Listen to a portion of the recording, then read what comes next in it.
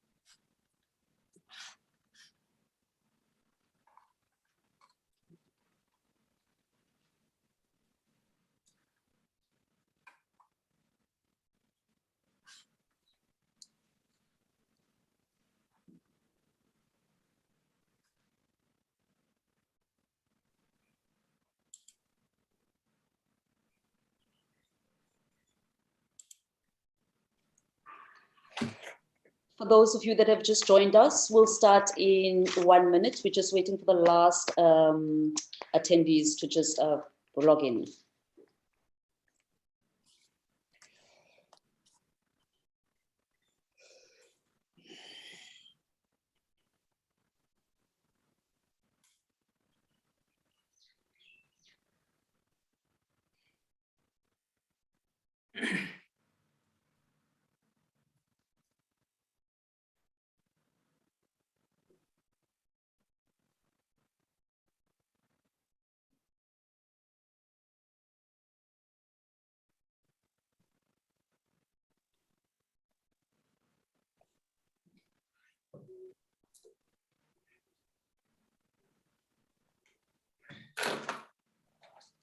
Maria. Koniphathela amanzi wethu sisi. Oh, inkosi.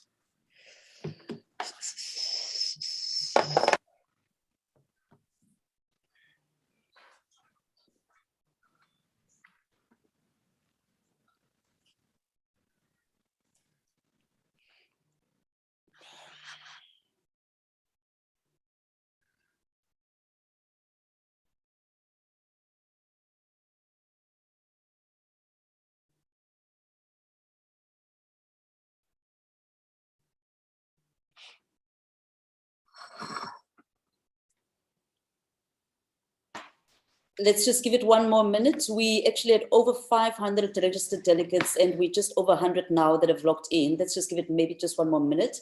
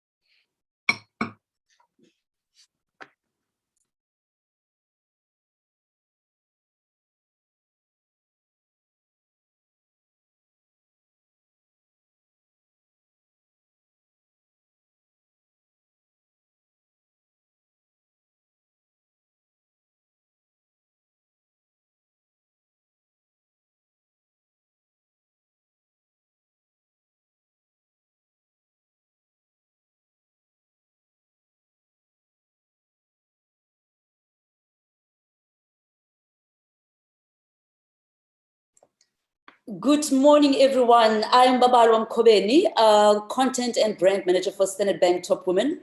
Welcome to the Standard Bank Top Women Masterclass series. Today is our 8th episode, and today we are in discussion talking about education and skills development, structural unemployment, focusing on youth specifically. Now, our purpose as the #1 business-to-business media house in South Africa is to create a trusted network of over 10,000 women-owned and gender-empowered companies, linking top 1,000 corporates to 10,000 women-owned businesses. The key things that you will learn today, what we'll be looking at is our structural barriers structural barriers to youth entering the workplace. We'll be looking at discovering discovering strategies and instructional approaches designed to give youth access to the workplace.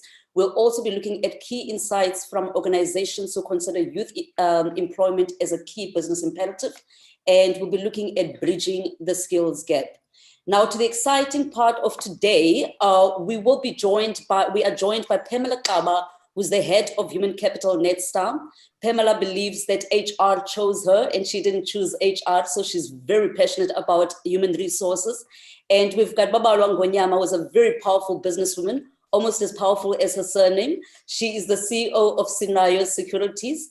And on behalf of Felleng Yende, I will have to apologize on behalf of Felleng, the CEO of FP&M and SETA. She had a last-minute crisis, but we will be in touch with her. Please look out for our podcast that we will have with her next month.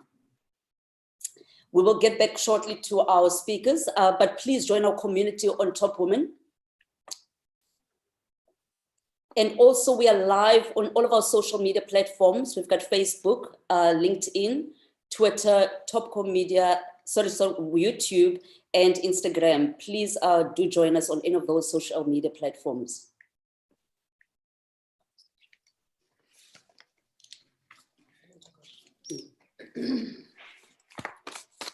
Please feel free to join us in the live chat. I just want to go into introduce our speakers and let them give more details into where they come from, who they are, and why these kind of conversations are important to them and why they're participating in this masterclass. Babalwa Ngonyama, if we may start with you, the CEO of Scenario Securities. Please introduce yourself, Babalwa.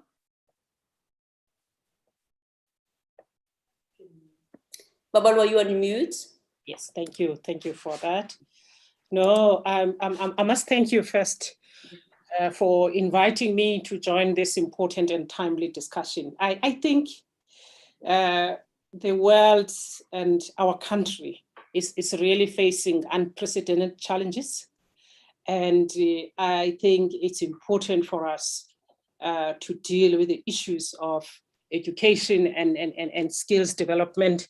It's something that I believe in. With my background as the CEO of Scenario Securities, that's what we do. The development of others, in particular youth, is part of our strategy. And then my role as the chairperson of the Council of the University of Cape Town, what we do is to unleash potential.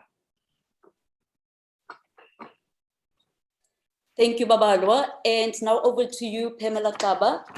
Please introduce yourself and say a little bit more about yourself. Oh, good morning. Good morning, Babalwa. And I just want to say good morning to everyone that has joined the call today. And really thank you for this opportunity and thank you for this platform. I think it is a great platform for us to contribute to our society. Just to echo Babala's words just around empowering people, empowering our youth. So I'm really, really sure that today we will be able to share some insights, in terms of, giving practical examples of what we think that can be achieved. So just really by introduction, I'm Pamela Xaba. I'm the head of human capital at Netstar, which is a subsidiary of Altron. So I have been with the organization for the past 2.5 years now. So I started my HR career 17 years ago. You did mention that I did not choose HR. Yes, I studied actually something else, but then, when I went for my first interview, I ended up in HR, which has really given us a great platform, just in terms of to contribute to the talent that we see in our country today and continue to have these conversations going forward. So I'm really excited about today, and thank you so much for this opportunity. Thank you, Pamela.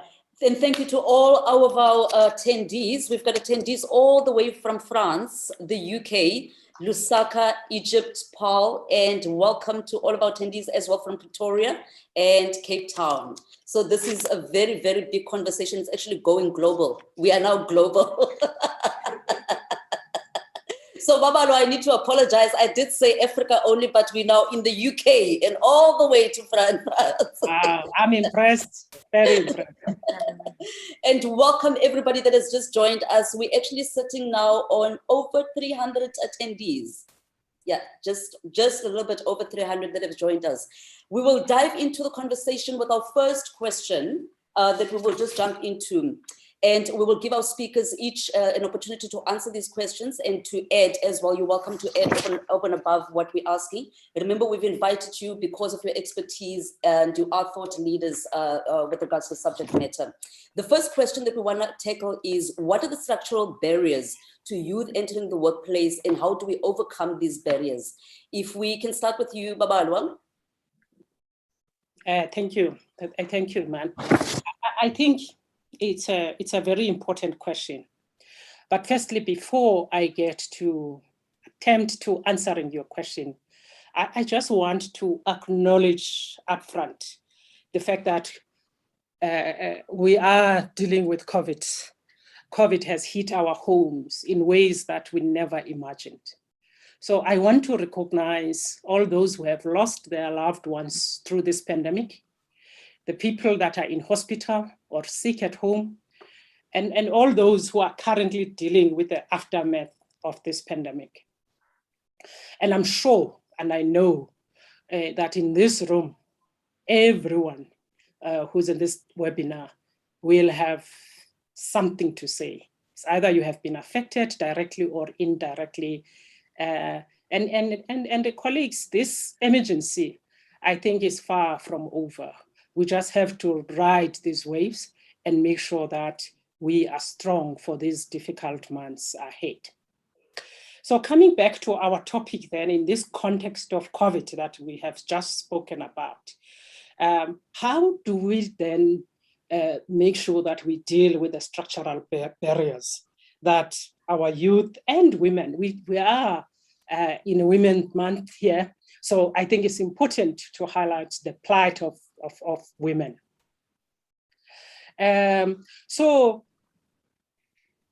Firstly, providing quality basic education, it should be a top priority for our country. It should be priority for us as business leaders. We should have responsibilities beyond our own organizations. And more importantly, though, for our own society as a whole.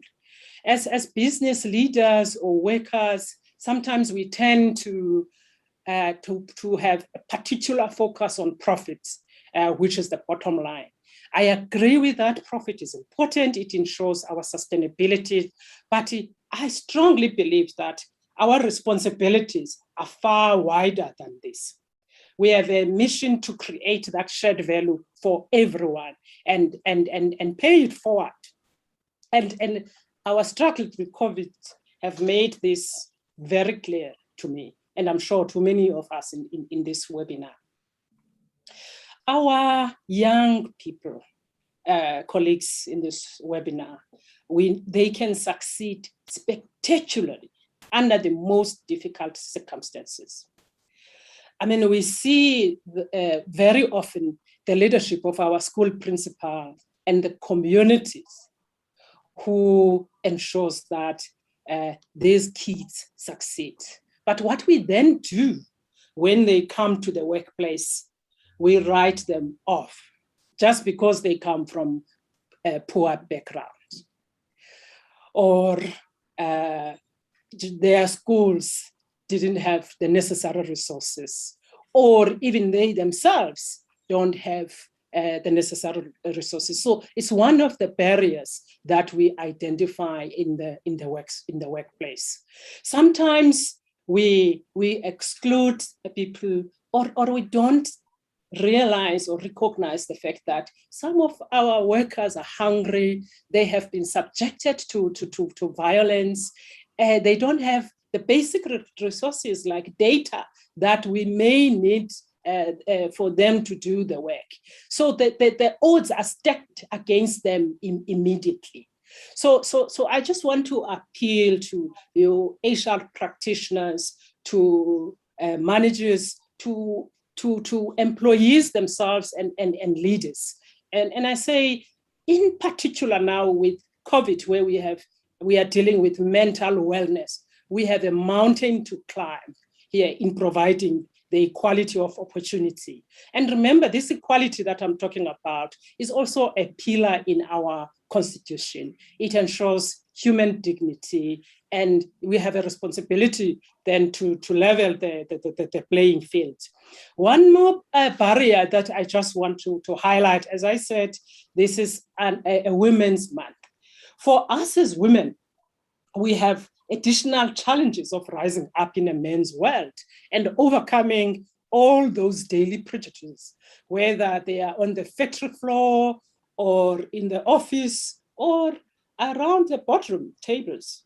You know, people sometimes think that when you sit in the boardroom, you no longer have any structural barriers. I can assure you that we are dealing with lots of structural barriers.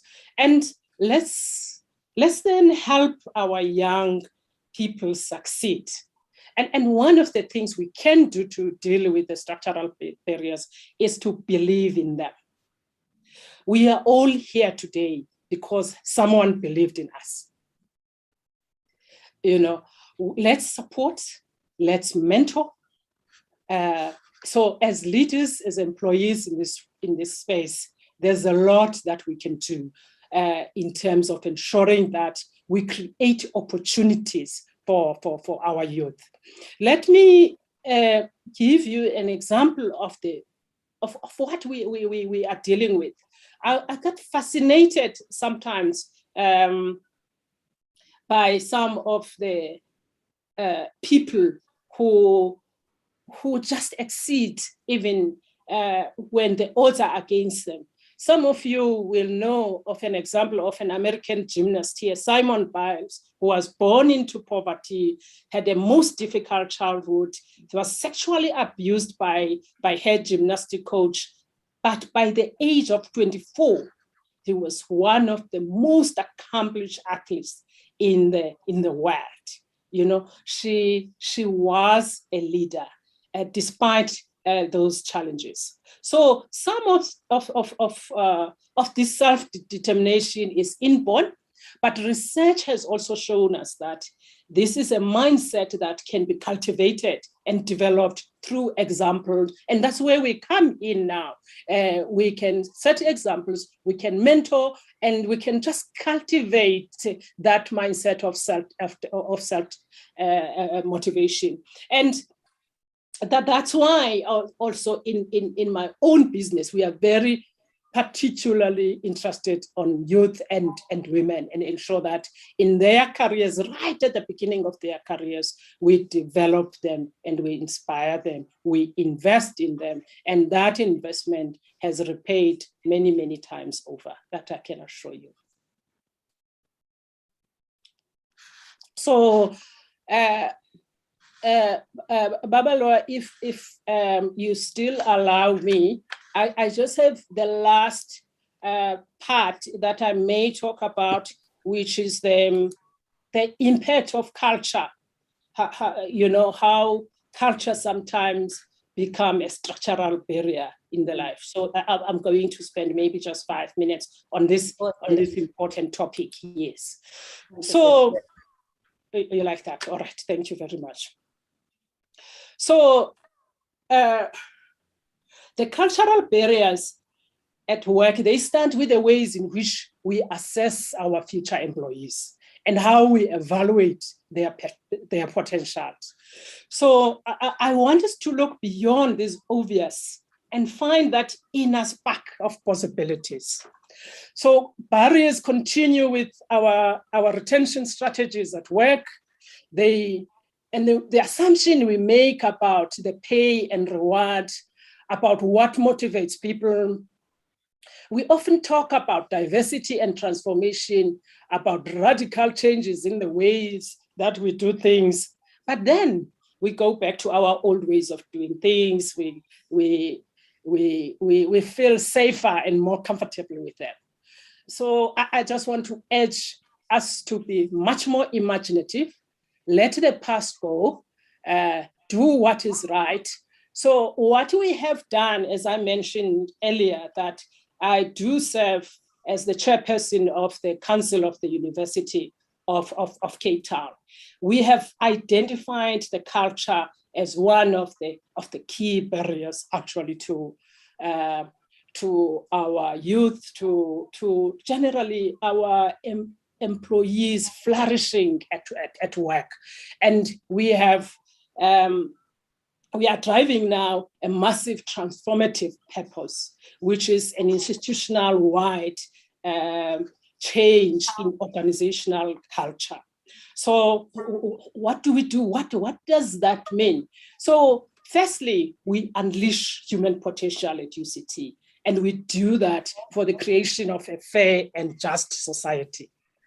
So we are quite clear of our African identity, and therefore we build this issue of the transformative purpose around the key pillars of excellence, transformation, and sustainability. Colleagues, one thing and one big mistake sometimes that we make is when we assess people on excellence only. I understand, and I am very clear in my mind that excellence is not a negotiable. It is a non-negotiable. But we also understand that excellence is not innocent. Excellence has its own downsides. It can marginalize, it undermines, and it does not happen on its own. Excellence must be enabled, and that's the culture that I just want to share. So at UCT, we want to enable that excellence through our transformation pillar.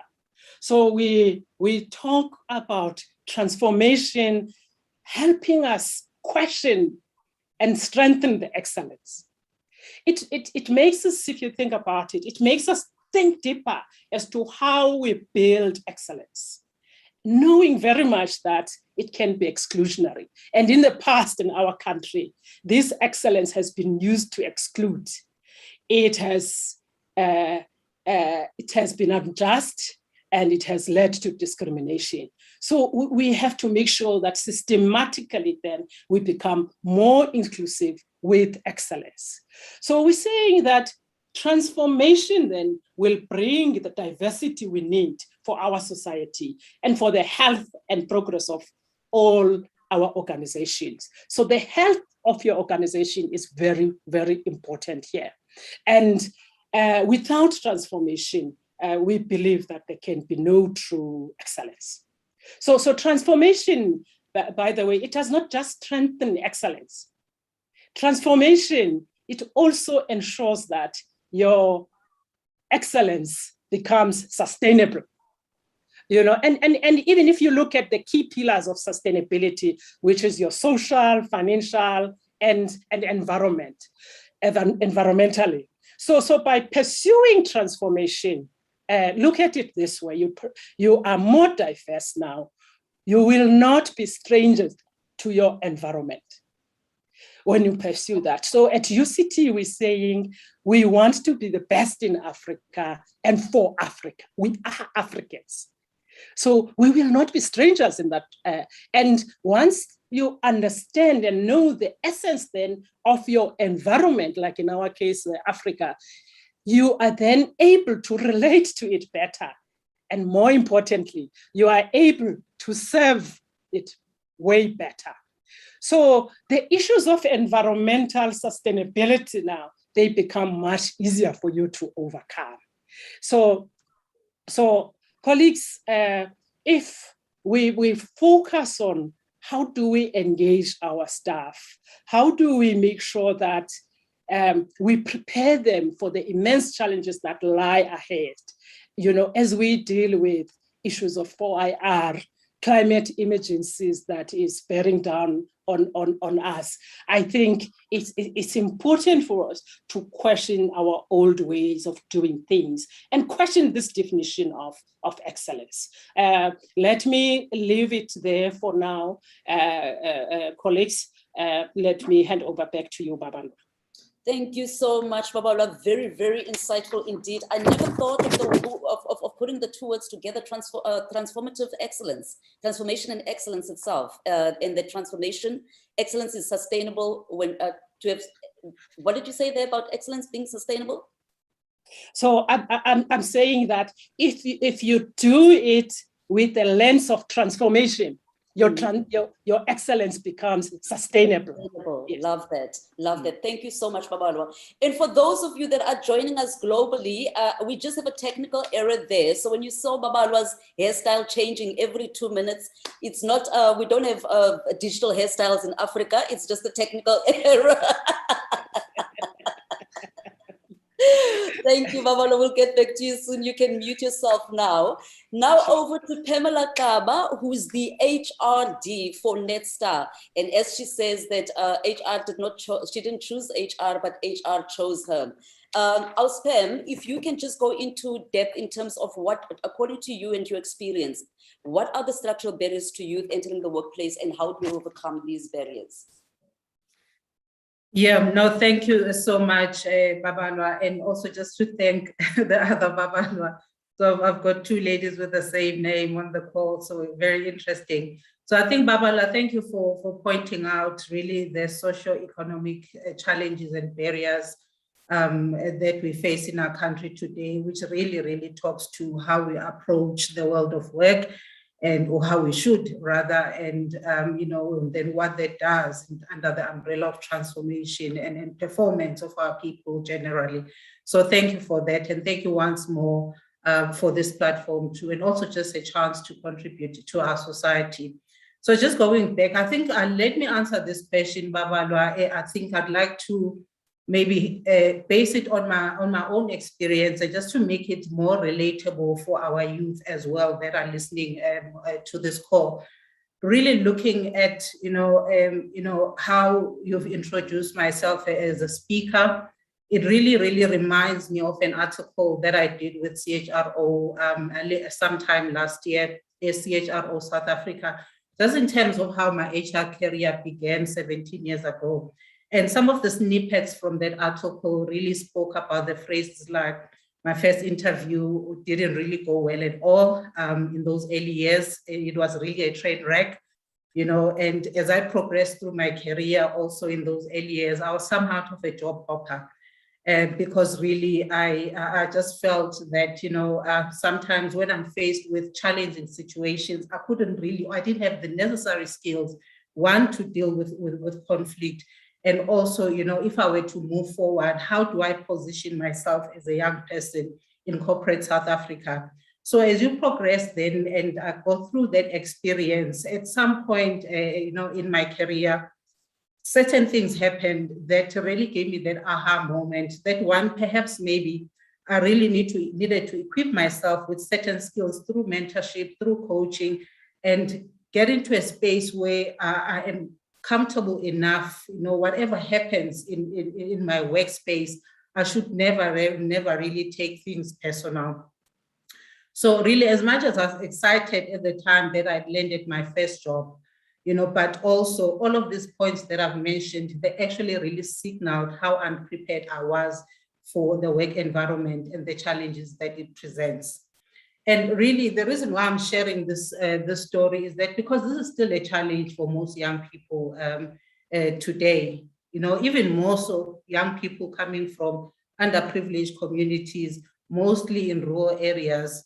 where we see, in our HR space, where we talk about talent and talent management and how actually then to recruit these young people that generally, they lack work readiness, both from a skills perspective, as well as from a workplace culture perspective. And also, if you look at some of the stats coming from, Stats SA in early 2020, in our country today, we have about more than 23,000 public schools, and they are catering to like 13 million or just over 13 million learners. And then, of course, we have another about 2,000 independent schools that cater to about 400,000 learners. And if you look at the statistics, I really believe that, career coaching and work readiness initiatives should really begin at grassroots level in early high school. They need a more robust, intentional, coordinated focus, both from corporate South Africa, the institutions of higher learning, as well as any other body like the relevant SETAs that regulate the training and skills development initiatives in our country today. So I think if all of these organizations can really partner and have an intentional focus to really go out there and reach our young people where they are, and with the hope that also these work readiness initiatives that I've mentioned could start at grassroots levels and potentially, in the long run, be embedded in the school curriculum. So, because I think that's where most of our problems in terms of our learners being ready for workplace begin.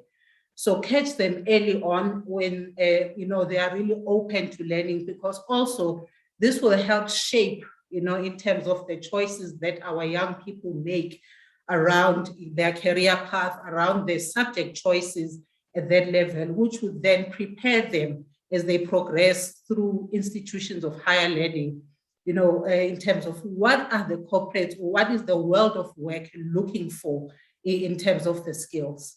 So I think those are my thoughts, that let's focus really on empowering our young people, mainly from the rural communities, mainly from the underprivileged communities.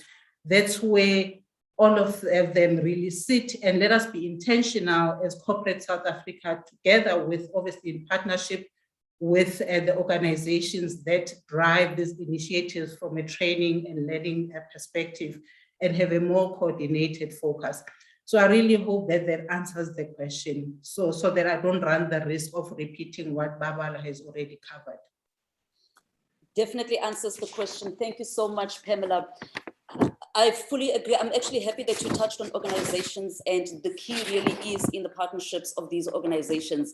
And the school curriculum is a very, very big one, and one that will possibly take us. Do you think that we will ever get there?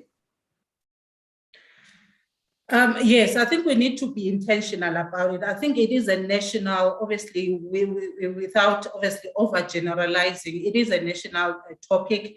And I think we need to start really robust conversations, as corporates, in partnership with the public sector, in partnership with the Department of Education, in terms of how can we have coordinated efforts that gear towards the empowerment of our young people. So I think if we put that focus forward and be intentional about it and really drive key milestones in terms of how we can achieve that in the next 10 years, in the next 20 years, yes, so therefore I really think that it is doable, but it needs to start with intention first. Intention first. Thank you so much, Babalwa. Very well said. Sorry, Pamela.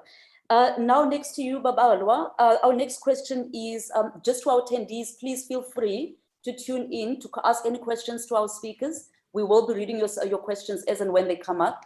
Babalwa, if you can answer our next question for us, what are your thoughts on initiatives such as the YES initiative? And what is the way forward in terms of these initiatives, according to you? It's certainly a key business imperative, if you ask me.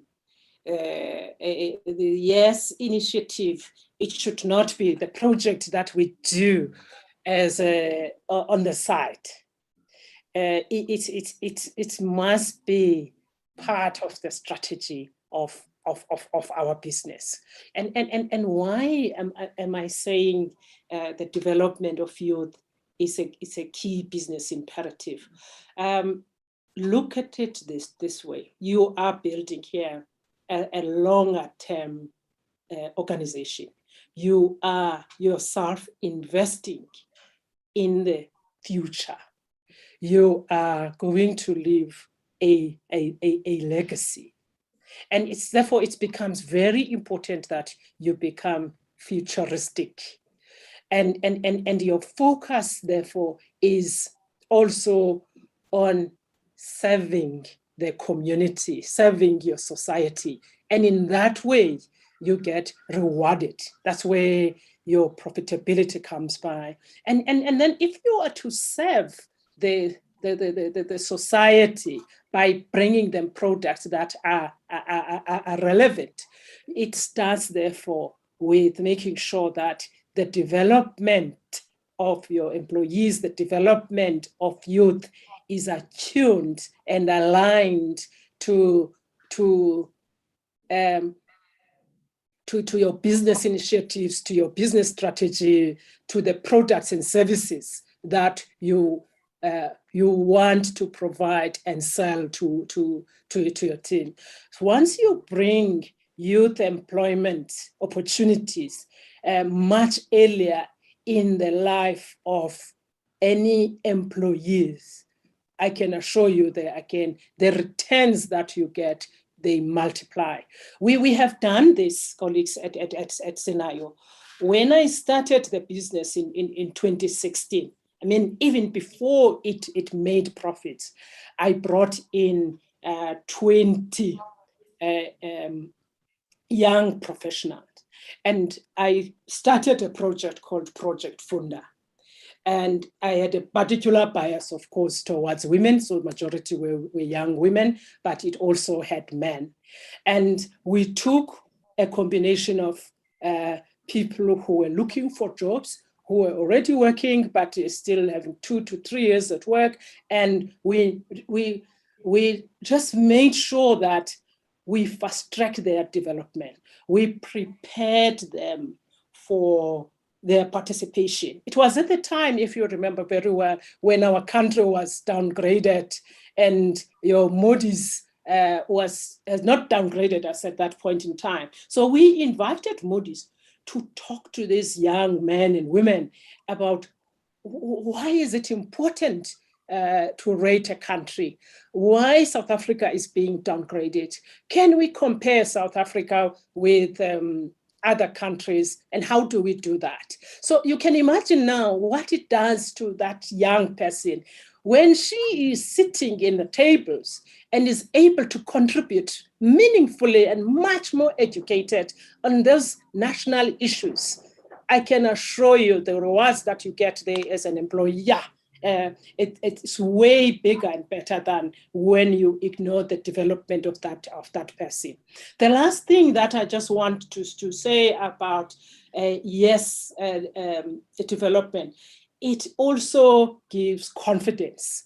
The type of feedback that we have received from the attendees as to how sometimes when they go for interviews, they look for jobs, how confident they become, and immediately they get that job without even thinking. How confident they are on their day-to-day activities and expressing themselves in contributing on anything. It's quite amazing. So it becomes very, very important for us to focus on youth development and not just limit them on their just day-to-day activities. Look at the broader development and the broader needs of our society.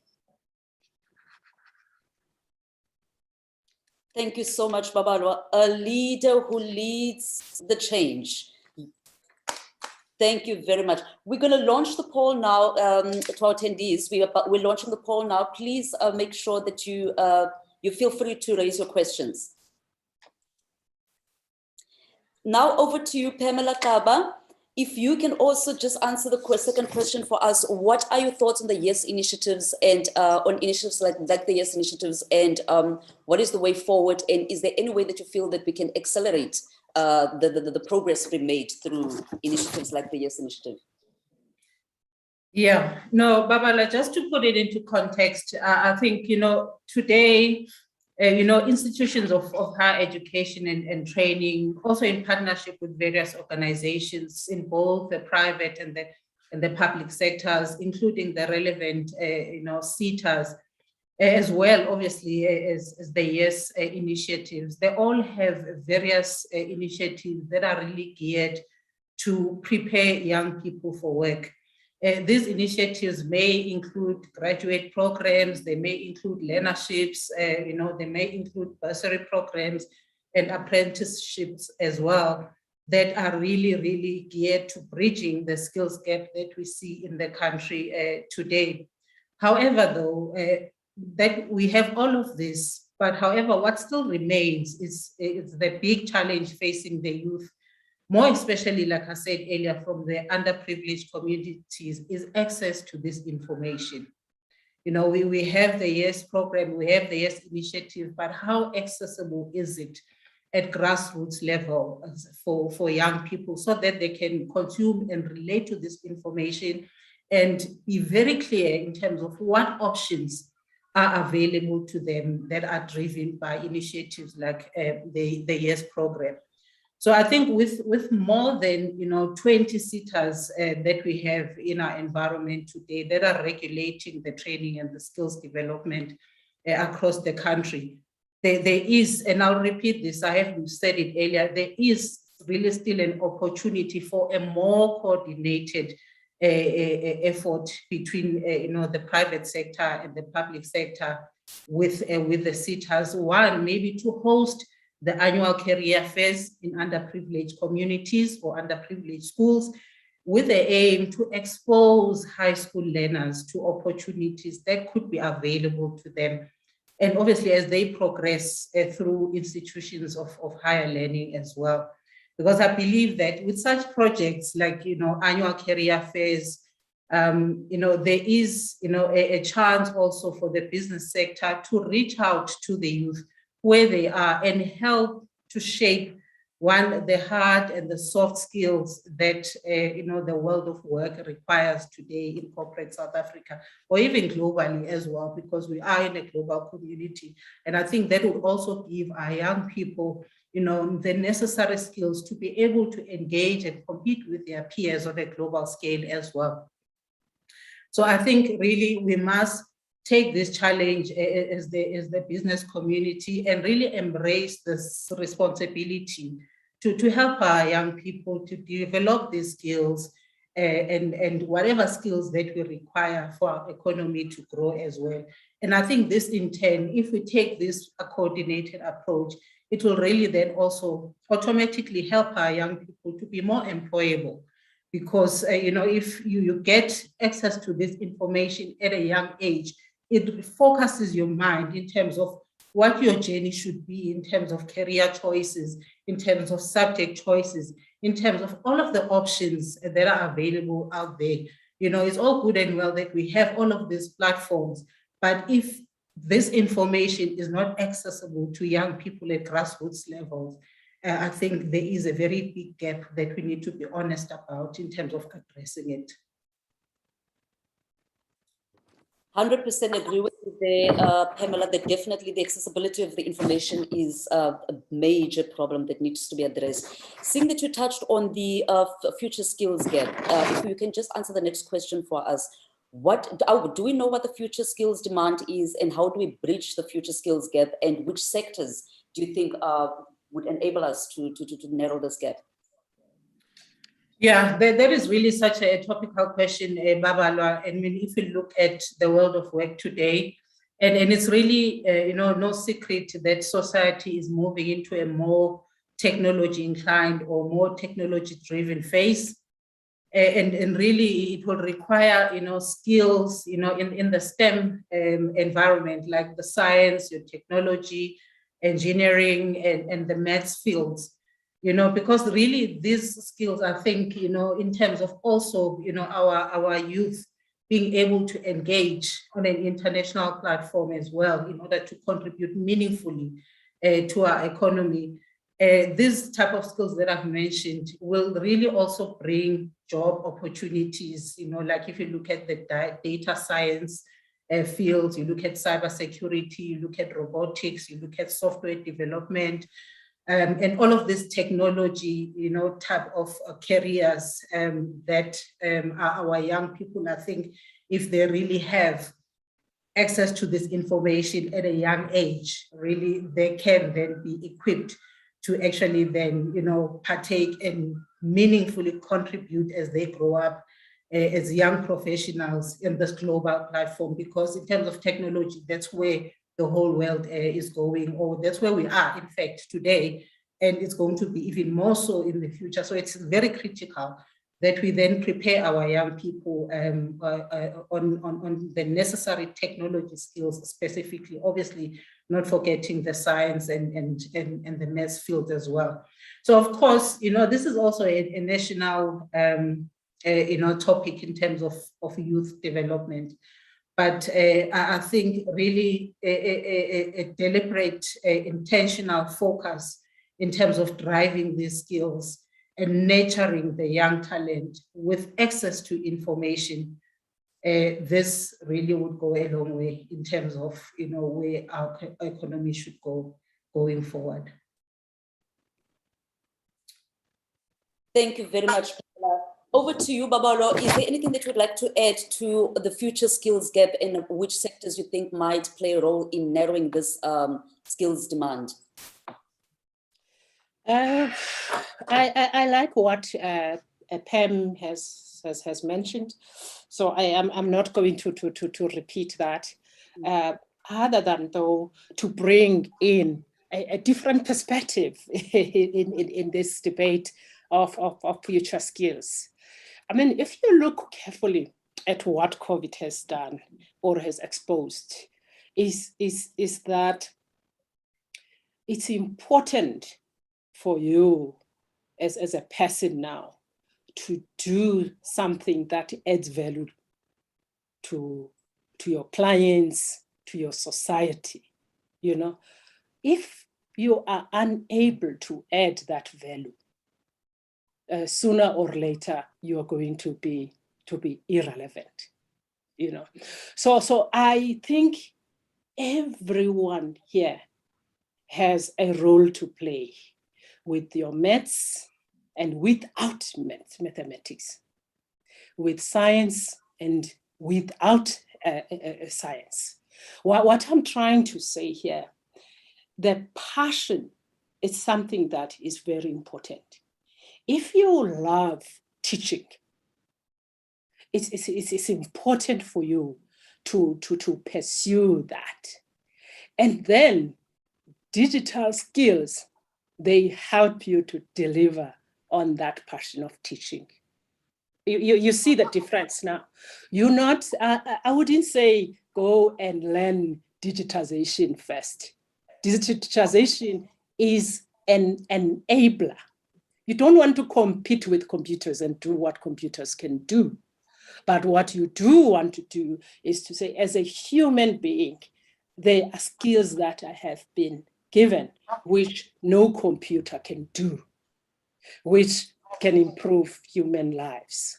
So even if you decide to do anything in life, I can assure you, if it moves humanity forward, it changes people's lives. It can be far from digital, but it will definitely go a long way. So I do want to say to employers, let's align our workers in particular with things that they like. Let's not force people to all be scientists and do things they don't like because they think they can be better that way. That's when we deal with issues of mental health. That's when we deal with dissatisfied employees. That's when you find that there is no initiatives from our employees. If somebody is doing something that he or she likes, I can assure you that initiative and the drive, it then becomes quite natural. I have seen it. One of my other roles in life, I'm a non-executive director of Aspen Pharmaceutical. So as you know, we are manufacturing a vaccine. And what has been important in that pharmaceutical space, it was the race to develop that vaccine and offer new drugs. No one had a clue how to develop a vaccine and which new drugs will be required. But because we have people that are so driven, they were sitting at home and looking at a number of alternatives.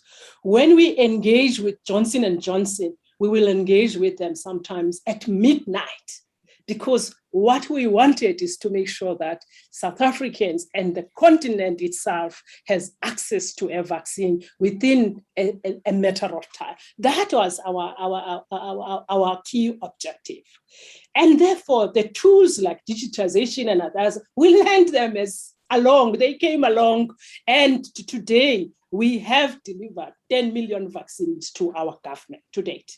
Something we've never known 18 months ago. So I'm trying to say, colleagues, think about this deeper when you're thinking about skills that should be developed and how, therefore, we should develop them. And what can you do in your environment to make things easier for employees to push those barriers forward. Let me leave it there for now. Thank you so much, Baba, for that really refreshing insight in terms of allowing technology to interpret the function or the career instead of the career interpreting technology. We've lost about 50 attendees the minute you said that they should follow their passion. But all of them were mothers. I see it, all of them were mothers. That were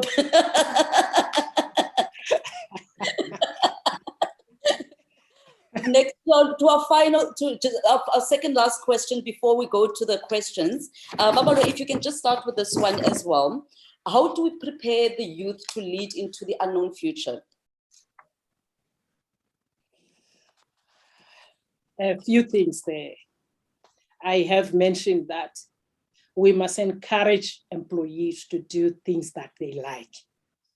You know, you need to help them understand who they are, what makes them tick, what is important in their lives. I do not want to have an accountant who don't want to be there, who doesn't like accounting.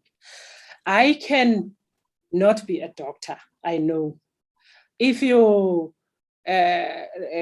come to my house, let's say we were in the same room, Babalo, now, and you happen to bleed, the minute I see that blood, I stay far away from you. I'll be the first one to disappear in the room. So I know I cannot be a doctor. I cannot be a nurse. That's not me. So any employer who can encourage me to become a doctor or a nurse is a big mountain to climb. So, you know, so those are the type of things that I think sometimes we overlook as employers.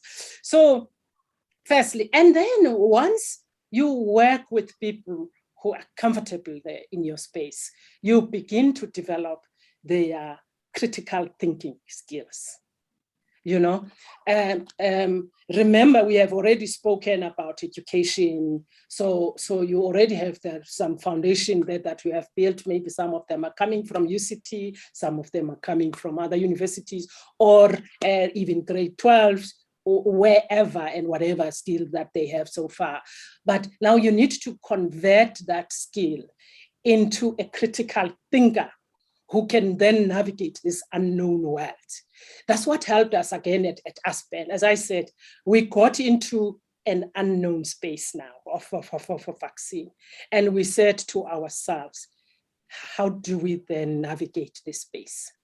People had to think harder and differently. And so that skill is very important. The skill of working as a team, consulting and listening to each other is a very important skill. Life cannot be about me. Wisdom, is that we have, it comes amongst us, the three of us in this room, and the people that are in this webinar together, they make us wiser.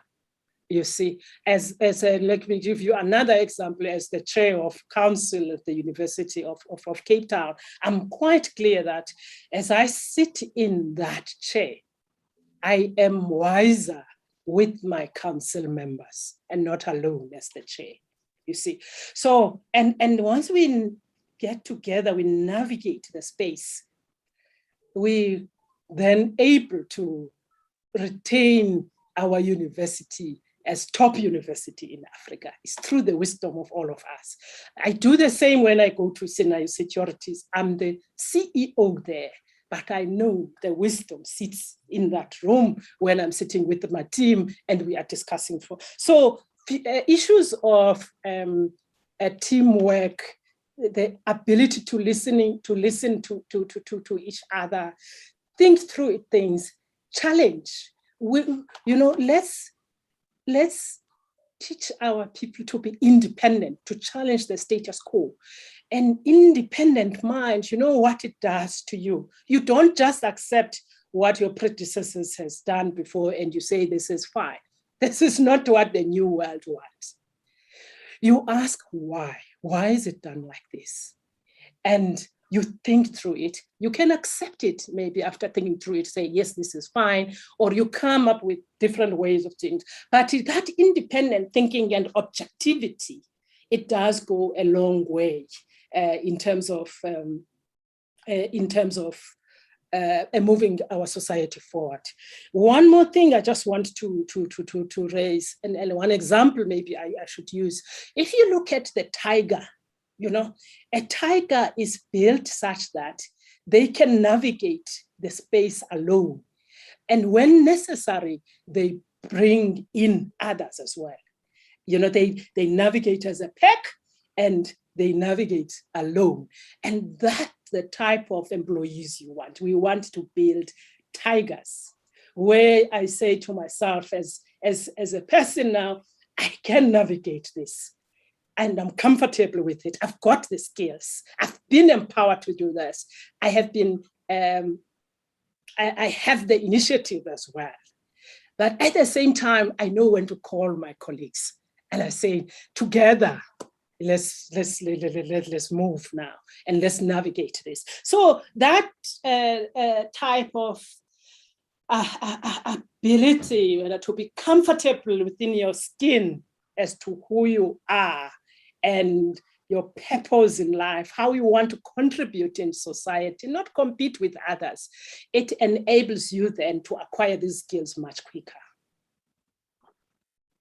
Thank you very much, Babalwa. Reminding me of an African proverb that says, if you want to go fast, go alone. If you want to go far, go together. Love the concept of the combined wisdom and not just standing alone.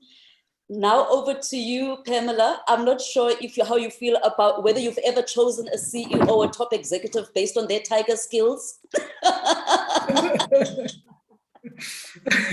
I think we already have one with Babalwa, so we've done that already. What I'd love to know, Pam, is how do you think we should prepare the youth to lead into an unknown future? Yeah, no, that's really, really a valid question, Babalwa. And I would really like to say that, like many things in life, a good career requires planning, and I'd also just like to reinforce that they should really start, in the grassroots levels, in early high school, where students are given the space, and the time to really understand themselves, and their preferences, just to echo Babala's words, people should be encouraged to really pursue their passions in terms of what they like, but then also encompass all the other enablers like technology to actually perform better, right? So I think if we then, support our young people at that level, it really then gives them a chance to explore career options that match their interests. And just then that automatically makes sure that, in the long run, they become career ready. But I think with the relevant focus that I've mentioned earlier and the deliberate effort, both from corporate South Africa, the public, as well as the institutions of higher learning, if we could have a joint effort going forward to give access to information to our learners at those levels, more especially, in underprivileged communities, because that's where most of the challenges are. And they represent the large part of our society. And also, this also will help the corporates to anticipate the talent pipeline as a result, But I think with the key focus that during this phase, at high school level, we must be very clear about, what are the career readiness skills that our young people should actually master, skills like written and oral communication, just really the basics, how they come across, how they present themselves, their confidence levels, all of these things, of course, will come with targeted mentoring, with targeted coaching and so forth. How do we teach our young people about leadership capabilities, right? So obviously, if you're a young person, you have no clue in terms of how to lead, but it's about how you work with your peers, how you include others, the collaborative efforts that you put in together, just to obviously refer to Babala's analogy of a tiger, and also the skills like teamwork and collaboration, problem-solving skills, and also how to have a good work ethic. I think those are some of the skills that we should really, really focus in teaching our people, and those are some of the skills that we could then embed in the high school curriculum. Because then what that does, it gives us a pool of talent, that is diverse, that is representative of our society today in terms of our demographics. And it then, enables, because we see today that most of our organizations are starting to drive, robust diversity and inclusion initiatives, right? So if we can groom the diverse talent at an early age, and we actually then follow them as they progress through whatever career interest that they decide to pursue in terms of their passions, but then we are, able to identify that what skills are available then in our society that talks to the different industries that we have. So I don't think it's only the responsibility of the Department of Education, it's also the responsibility of us as corporate organizations, because ultimately, at the end of the day, we end up, with these learners in our workspace, and they are a product of what we have or have not done in their early lives. So, and then I think when we then focus more on diversity and inclusion, it then promotes innovation, in terms of how people actually approach their work and how the different views, come into play when we are at work, because then we are then able to identify the diverse young people that have brilliant young minds that can foster innovation, and then we need them to then create a room for them where they can thrive and create an enabling environment when they enter the workspace. So I think these are the key skills that we need to focus on, but also just the deliberate effort, coordinated effort from all sectors to actually then start having very meaningful engagement around how do we groom and grow talent at an early age. Thank you so much, Pamela. I almost said amen to that. That sounded so powerful there. So heartwarming. I nearly said amen. We've got a couple of burning questions from our attendees that we'll get to in a short while. Just a last question, Pamela, if you can touch on our last question, answer the first question, the last one. how can we use technology to remove these structural barriers that are prohibiting youth from entering the workplace? Yeah, no, thank you. I think, to summarize all of that we have said in this call between myself and Babala, I like the point that Babala made that, let our young people pursue their interests, but however, use technology as an enabler for you to actually be much better at what you do, because that's where the world of work is.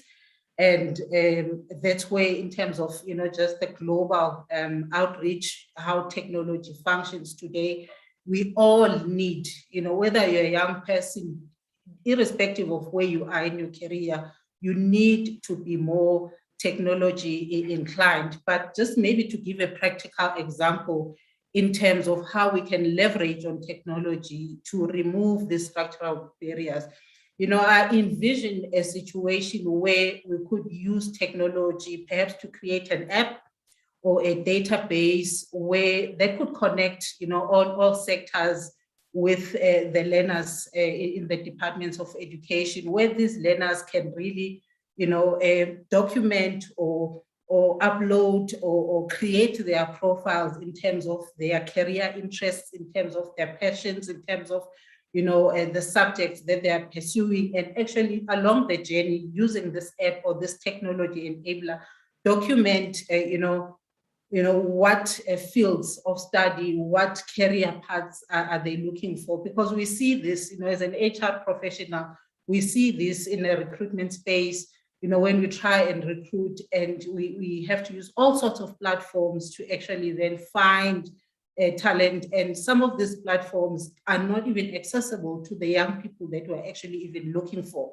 So perhaps let us create that database where our learners can actually engage with departments of education. They can engage with corporate South Africa in terms of what their profiles are, because what that does, it would actually then also help them to take ownership of their own development in the process, if they know that someone is actually following my journey through, as I progress and ultimately enter the workspace. And also what this does for employers and what it would potentially do, let me put it that way, for employers, it would actually then give them the opportunity to anticipate the talent pipeline that's coming up that is aligned to what they are looking for in terms of work skills. So I think that is just one example, but I think it does need a coordinated effort. There's so much more that you can do with technology, but leveraging, in summary, leveraging on technology, let us create an environment or a space where our young people can actually then engage on that platform with corporate South Africa.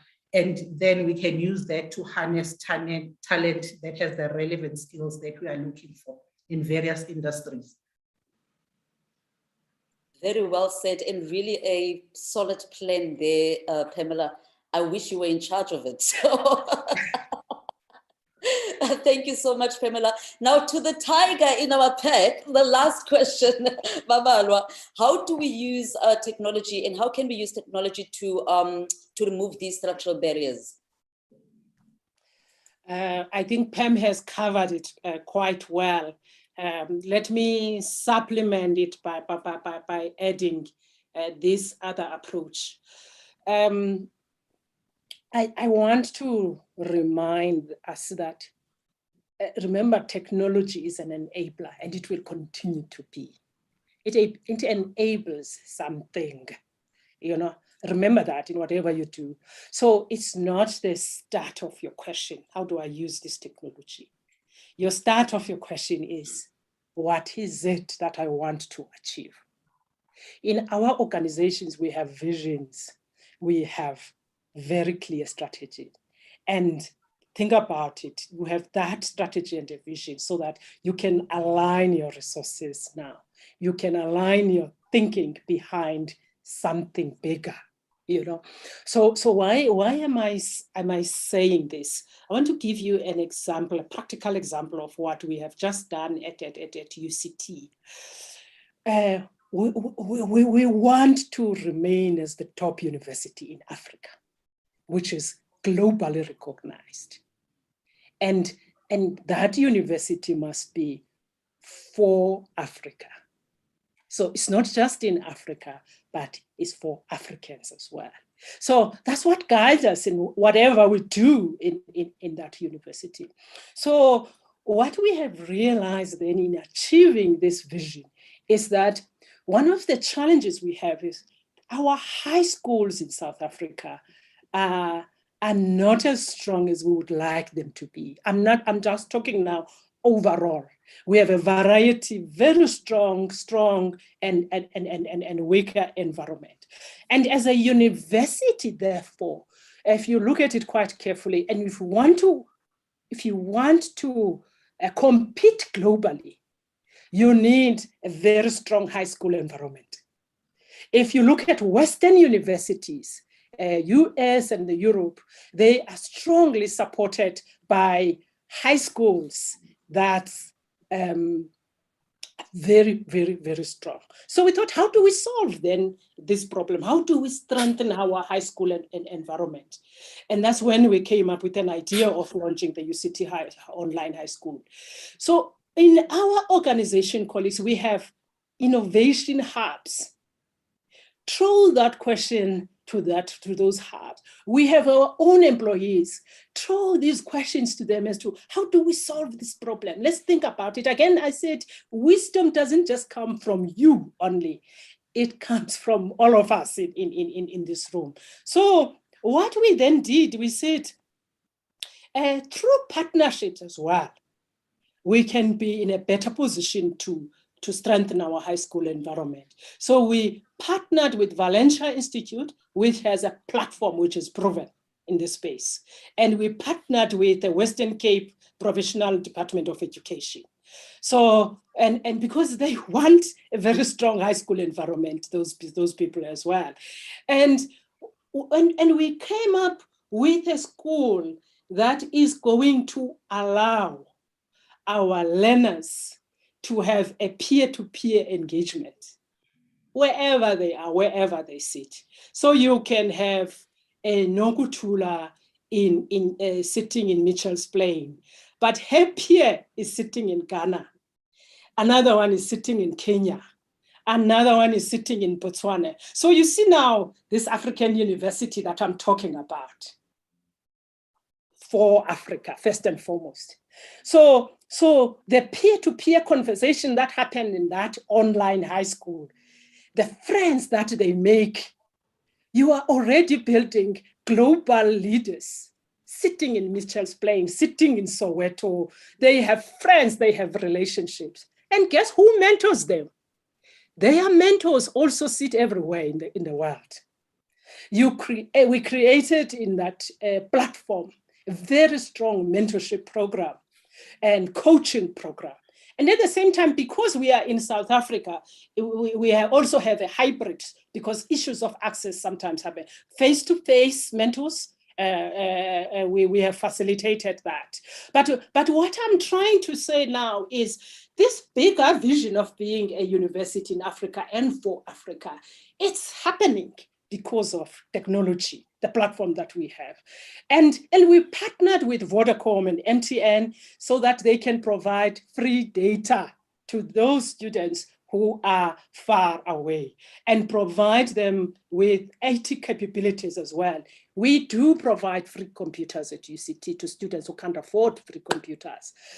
So again, it was just a thought that came through in a way that we could never have imagined if our first thought was to say, how do I use technology? So now we are sitting with applications which are more than 2,000 and 60% of that are Black. You know, it's your Black students who would have never had an opportunity to access that type of high quality education. So colleagues, I am convinced that once we have an innovation mindset, we can make a radical difference to the opportunities for young people from all walks of life, and they can become a much stronger workforce for our education, for our organization. I will leave it there for now, Baba. Thank you so much, Babalwa. And for those of you that just joined us, this is not a UCT-sponsored session. We heard you speak about 20 million times. She's sitting on the board of UCT. This is a standard bank top women masterclass. We're just going to take a couple of questions.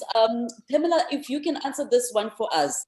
This is from an anonymous attendee who is asking, how do we find ways to support those youth who dropped out of school or didn't have a grade 12 to participate on a learnership, that had financial constraints and not able to attend a FET college? We have to allow space for them and move away from certain qualification requirements. What are your thoughts on that, Pam? Yeah, no, I think that is really, really a great question because I think when we do have this type of engagements, the automatic assumption is that we really only focus on youths that eventually attain certain qualifications in line with what, corporate South Africa requires. But I think, I think it all boils down to the point that I made earlier, Babala, around the access to information, just in terms of the available skills programs that the different, SETAs and those type of organizations they offer today. Because, not everyone is academically inclined, so you also get a set of youth that are really, really good with using their hands.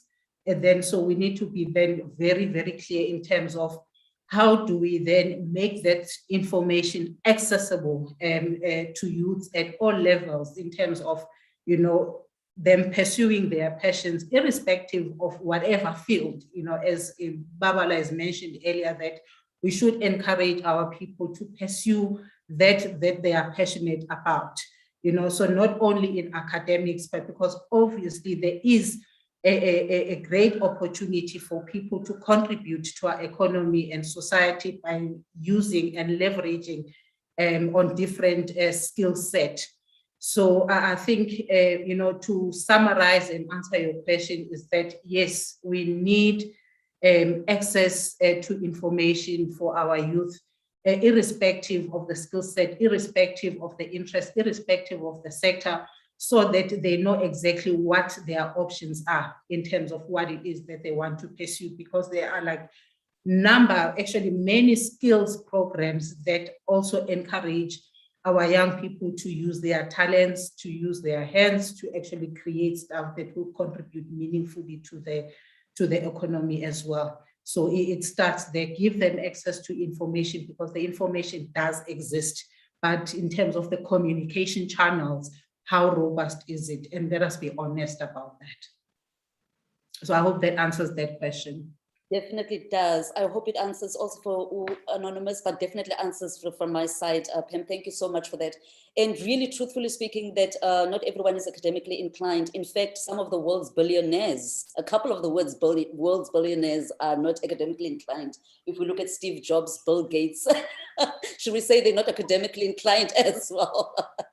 And now to you, Baba Alwa, if you can just answer for us. Chris Hoffman is asking, this is for Baba Alwa, you mentioned the concept of shared value. Can you give us an example of how we can meet the skills and education needs of our youth and at the same time create wealth through doing so?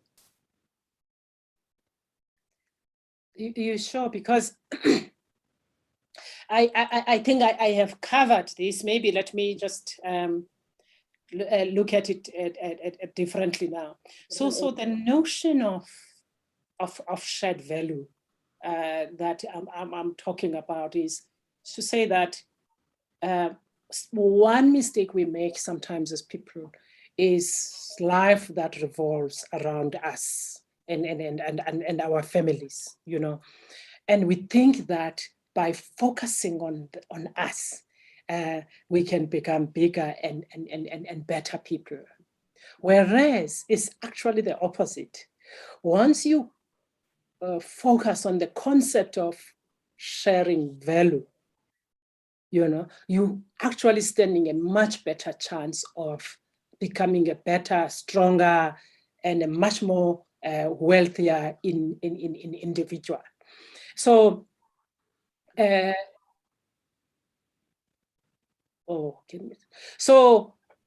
so what I am trying to say there is that when you then think of education and the type of skills that are required, they should be driven by a bigger purpose. They should be driven by what exactly are you trying to achieve in life together. If you look at Bill Gates, you just mentioned Bill Gates, for example. He started Microsoft. He had a bigger vision. Steve Jobs, they wanted to save the world, those people. And then guess what? Money came. And a lot of people, not just them, became wealthier. They became billionaires. So the concept of shared value is extremely, extremely important as a starting point than the profitability, short-term profits that we tend to focus on as companies and individuals.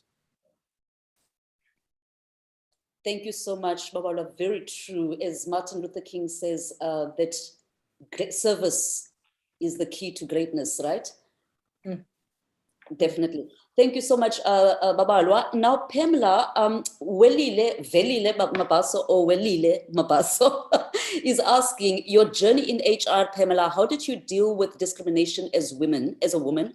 And he says he has experienced push downs from a woman boss, and it's prevalent. What is your opinion? Pamela, if you can just answer yes. that. Yeah, no, thank you, Babalo, and really thank you for the question. And really, let me attempt to answer this question in a very authentic manner, just in terms of, my own experiences. When I started my career and progressed, I really faced a steep learning curve, just in terms of gaining professional skills and just really also coming to understand, the ways of my employers. So fortunately, with the support of my colleagues and mentors, I was able to, over a period of time, of course, able to overcome some of these challenges and eventually just build a rewarding career that I have today. So really my advice to young professionals is that at the beginning of their careers, they will certainly face certain challenges, but I think it's really always good to have an open mind. Make sure that you have a network of people, either friends, colleagues, mentors, coaches that will provide you with the necessary support and actually just give you constructive feedback in terms of, how to build your resilience, how to build your skills as well. But I think most importantly, always to remember as a young professional is that never, ever, ever, as difficult as it may be sometimes, never let situations intimidate you. Take ownership of your own development, not just academically, but, certain skills, interpersonal skills that you need in terms of engaging with other people, in terms of how people work with people generally, and try not to take things personally, right? So you work with people that are different from you, that sound different, they don't look like you, and they've got different viewpoints, different backgrounds. That is why that is very important that you recognize that is different from your own background and try to embrace that, because that will give you the necessary skills to actually have a holistic outlook in terms of how you approach relationships with people and help you with skills so that you don't always, take things personally, or if people have a different view and they don't agree with you, then how do you handle those sort of challenges? And then just also build relationships with people. This is very critical because I think as most of business and society, we all, a network of people, and we're all a network of relationships. So you can never do things, on your own, right? So that's why collaboration, teamwork is very critical. So I think if you can take that outlook as a young person today, which goes back to the point that I made earlier, just teaching our people, just our young people in high school levels, just the basic life skills around how to communicate, whether written or orally, how to solve problems. What are some of the leadership skills or leadership capabilities that they need in order to succeed in the work environment? Yes, there are challenges, but it's how you tackle those challenges and actually be open to learning, be open to feedback, and recognize that you do not know everything, but then embrace a pool of people that are willing to support you.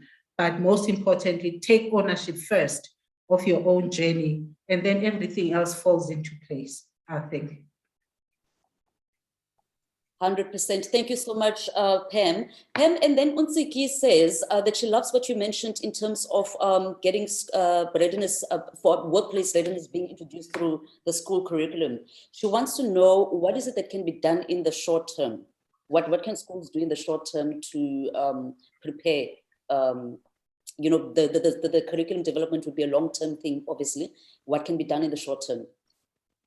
Yeah, I mean, really, the low-hanging fruit here is we have all of this information. So in the short term, let us start with targeted career fairs that we can host, as a collaborative effort, between either the Department of Education, the private sector, and the various industries in our country. And let us then at least start to have those engagements with our young people at high school levels, so that by the time we get to where the curriculum is developed to encompass that, already the discussions are starting to happen. Already we are starting to engage our people just in terms of what are some of the skills that corporates are looking for in different industries across society. So I think the time to start with those discussions and those engagements is now. That will then shape the future in terms of how the curriculum should look like.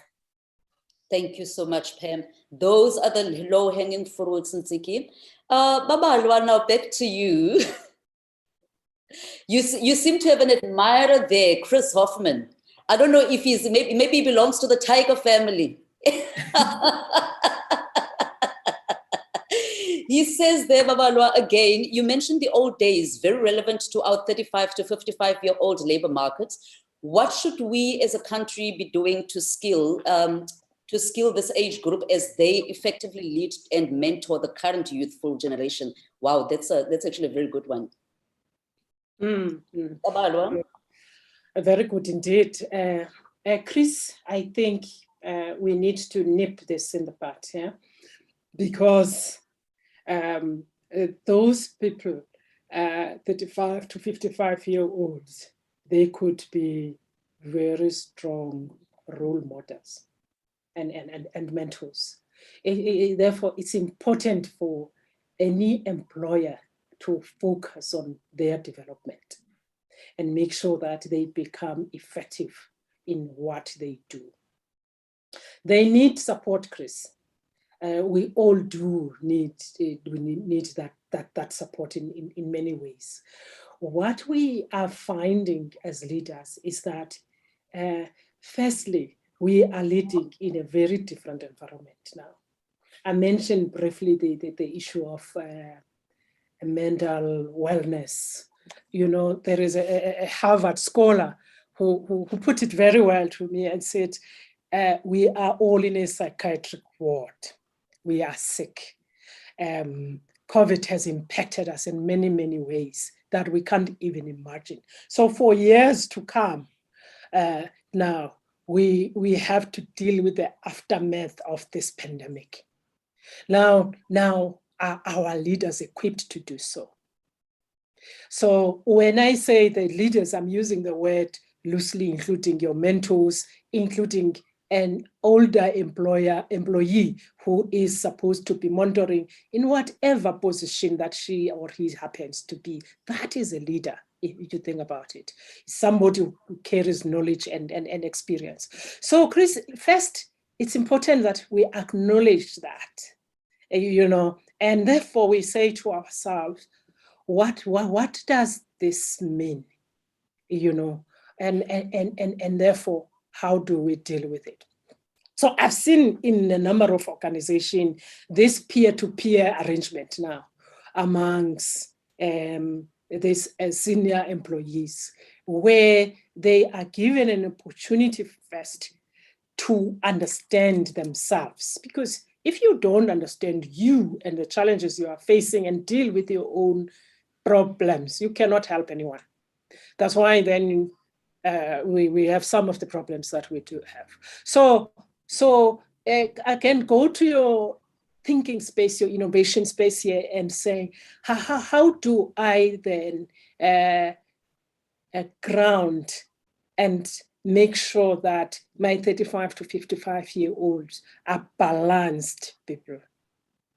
They can think independently. They can be objective in the way they do things, because most of the youth, like Gabriela has mentioned, was it Gabriela or whoever is mentioned, is they find that we have bias sometimes in how we do things. They're saying that we discriminate them. It's this lack of objectivity, issues of unconscious bias, which we don't really understand and deal with. So those are the type of training that this group needs. Let's not be afraid to talk about our biases, whether towards gender or towards color or towards anything. They exist and they are there. And therefore, if we want to develop others, we must unpack those biases and face them. So I am putting it back to you, Chris, and say, navigate the space by acknowledging your old labor market challenges first and foremost. Help them deal with their own issues. They will help you then deal with your youthful generation. Very well said. Thank you so much, Babalwa. We can unfortunately not take any more questions. We will have to wrap the conversation up and the session up.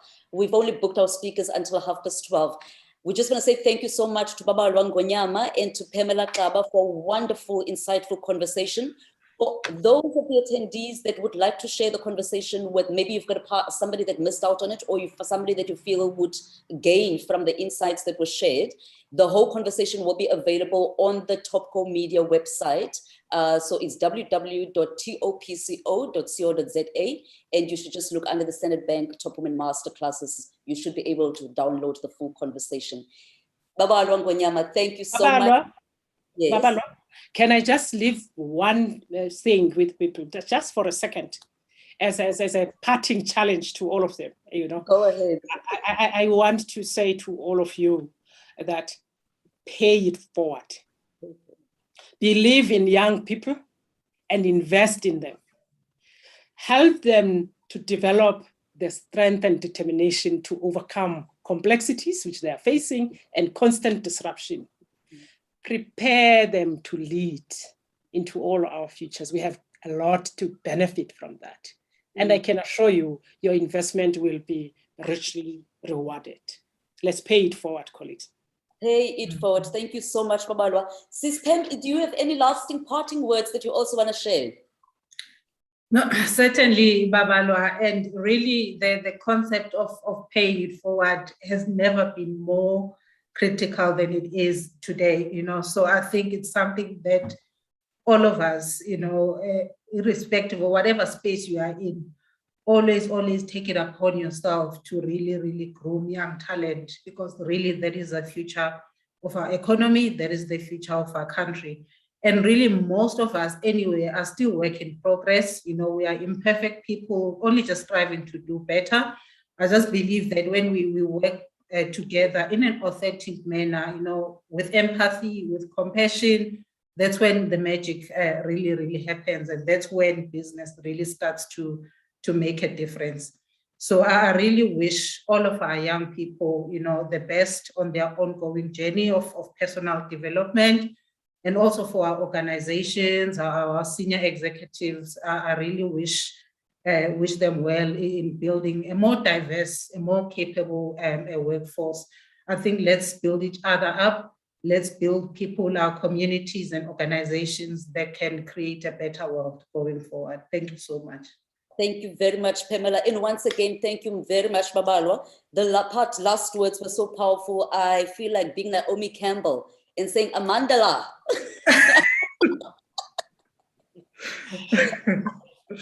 On that note, to our attendees, our international and local attendees, please do join us on the 6th and the 7th of October for the Standard Bank Top Women Conference.